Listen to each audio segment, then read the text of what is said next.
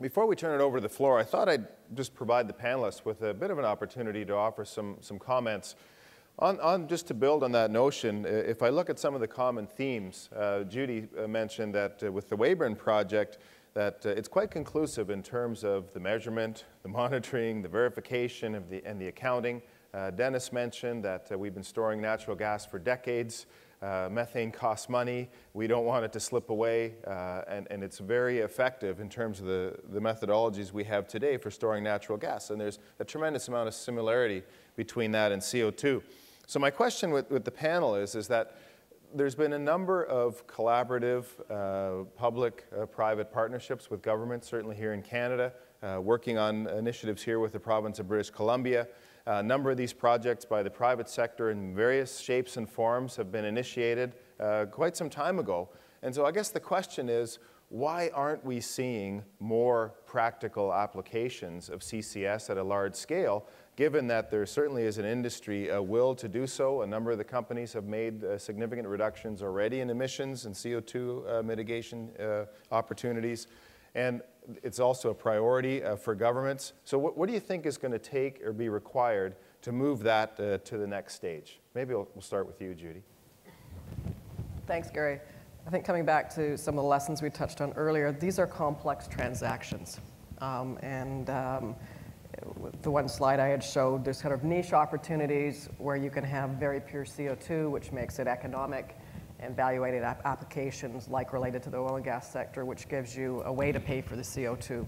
I think the bulk of the applications, though, are much as what the rest of the panelists spoke to, which is much lower purity CO2, like from coal combustion. And those transactions are hard to do if you don't have a strong business driver, and all the multiple partners, as Nick referred to in the chain, need to figure out how to work together. Dennis? I think the biggest obstacle we see is the cost right now. That if you think you take our 11 states that we serve, we're providing energy at about 7 to 8 cents a kilowatt hour. When you tell people, well, we're going to raise your energy cost to 15 cents a kilowatt hour, and they say, why? Well, because we have to clean up our fuel supply, and we have to. It's tough right now with the economy to push this forward. And politics in the United States is getting in the way of what needs to be done. We need a price on carbon, but we need it to be a reasonable price on carbon to where we can move the technology along without creating a real shock to the economy. I firmly believe that, you know, we're talking about CO2 like it's, you know, it's the death nail. Someday, somehow, somebody in some country, some child of India or the United States or Canada is going to find something that we're going to use CO2 for that's non-destructive to the environment. And we're worrying about 2050, you know. Well, what about 2050? As Nick said, we need to get on about our business and stop arguing over this whole issue and have incentives for a while to get us the technology at a reasonable price. And that's going to take incentives, as they've done here in Canada. But the infrastructure, we've actually passed legislation in about 7 of our 11 states that we can inject into the ground with some limited liability so that we take that away. You know, as people, we're prone to say, no, no, no, no, no, but why aren't you doing it? And so it's something we got to get over if we're going to keep moving, and we got to work together. We can't have gas against coal and renewable. I mean, we need it all. We need everything. Sure, I think I can comment a little bit on 2 of those same points. One, you would ask, so what's really stopping CO2 or CCS projects from being in place? And it's really a clear, balanced, market-based approach to pricing carbon. And as Dennis had mentioned, you can't shock the system. So it has to be a very sound and global impact. Now, the power industry may or may not necessarily have the same trade implications that the chemical industry has, but it's still an implication. The next aspect is what are you going to do with the CO2? Right now, sequestration is an option, but that's a cost burden. EOR, enhanced oil recovery, is an option, and there is a value case behind that. And to develop new technologies that are really going to consume that CO2, use that CO2 as a fuel, are being developed right now. I mean, Dow's investing $1.5 billion into R&D. To put that into perspective, most universities in the United States, if you combine all of the chemistry departments of all of the universities in the United States, it invests about $1.4 billion in research. The Dow Chemical Company invests $1.5 billion in research. And so we've got the powerhouse, we have the capability to move forward, we have the challenge. Now we're looking for signals on a balanced approach to CCS, or CO2 legislation. Thanks, Ajay. Dr. Lewin? So yeah, that's a very, very interesting question, because from my perspective, we are right at the cusp of being able to answer that question. I think certainly in the province of Alberta, we're a heck of a lot closer to practical applications and answering that question than we may think. As with all new technology, it takes time to develop and bring to the market, commercialize, and so forth. With the province's $2 billion CCS fund, assuming that those 4 projects that were selected finally are successful, then we will begin to see an infrastructure built, the transportation, the storage of CO2, also obviously the capture across different industries, including the power sector. So that's not going to happen tomorrow, because you can't sort of build these plants and put in the pipelines and the storage facilities overnight. So it won't happen overnight, but between now and 2015, which for our industry is just around the corner, you will see practical examples of CCS. On a scale much, much larger than we've ever seen before in the province. Globally, it will still be a very, very small portion of the challenging issue. But nevertheless, it's a major, major step forward.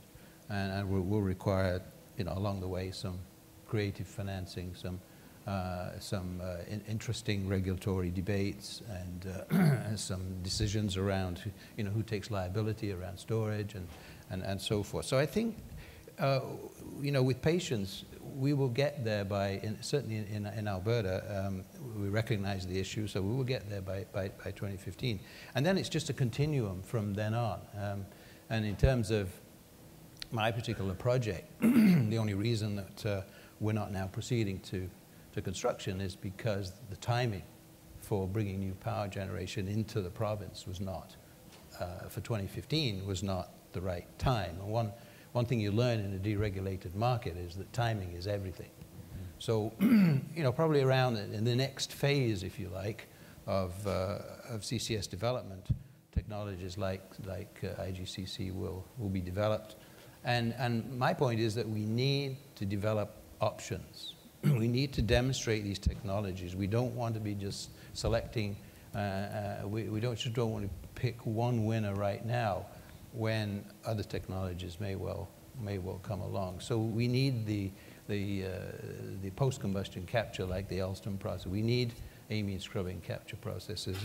We also need the pre-combustion IGCC to demonstrate, and so we have options and choices going forward. So I'm very optimistic. I think we're a lot closer than people realize.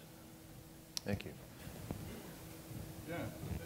If I can just add, I had the luxury of being last, so I could sort of bring in some of what I think are the sort of bigger issues. I mean, I certainly agree with this issue of a portfolio within a portfolio. Even within the fossil fuel issue and within CCS, it's a portfolio. These technologies will be applied differently in different places. And they're different fuels, remember. There's lignite, there's hard coal, there's different types of fuel, and you're going to need different technologies to apply to all these. So I don't think you're going to have a variety of, certainly in capture technologies. And storage is the same. There's different storage regimes too. you know, saline aquifers, depleted oil and gas reservoirs, all different things. And the sort of the verification of that, and Weyburn's done a lot of work in that arena, but I don't think that's solved it. There's lots more to do. It's undoubted. What happens when you store under the sea, for example, North Sea? That's a big potential source for North Europe, and all the issues that are associated with that. A very, very different, harsh regime. If anybody's been out in the North Sea on a winter's day, it's pretty tough. And that's very different from the flat plains of Canada, for example, where you can have very careful grids and all the rest of it to do the monitoring. So there's issues. Somebody mentioned the lack of real market. That's true, and there's no real driver there at the present time. And that's why these incentives are so necessary. And certainly initially, these large funds that the $2 billion that we talk about in Alberta, Australia has a similar flagship program of the same sort of size. The UK is doing that. There's a scheme set up in Europe for financing these early demonstrators. Actually, the UK has put a levy on the electricity for the first 5. So there's movement in actually getting these demonstrators up, because they're vital. These are large demonstrators. You have to get the confidence. You have to get to the size and the integration issue very, very quickly. That's my view. But then you really have to then start to address the serious commercial deployment issue and getting the conditions right. And that means visibility, or some visibility of stability, if you like, of what the CO2 price will be. Will it be a tax? Will it be emissions trading? Whatever. Actually, the industry needs some visibility of that in order to make the investments. I think they're ready to make the investments. That's really true, but they haven't got the certainty. And of course, any investment in power plant now, these are large plants. They'll be here for 40, 50 years. So immediately you're making decisions now which you're going to have to live with in 2050 when you've got to make these big reductions. So we've got to make some right decisions now. And of course it is part of the portfolio issue of addressing the fossil fuel issue alongside expanding renewables, all that energy efficiency, doing all these different things. It's an and and an and and an and, I'm afraid. It's not an or in any of this lot. So the sooner we can get some visibility, or visibility of visibility even, would be a real good step forward to accelerate this process, because it's undoubtedly necessary to speed up to meet these targets. And I think the industry is ready to go if the conditions are right. So, you know, that's one of the big issues. I mean, I mentioned public perception. Public perception can stop these projects in their tracks. So really that's an issue that has to be really put over effectively so people understand what we're talking about. I don't think there's, if you met Joe Bloggs in the street, I think what's CCS? They wouldn't probably know. They might know in Canada maybe, but certain different parts of the world they don't. And that's an awareness issue. And if anybody doesn't, if they don't know something, you're immediately frightened of it.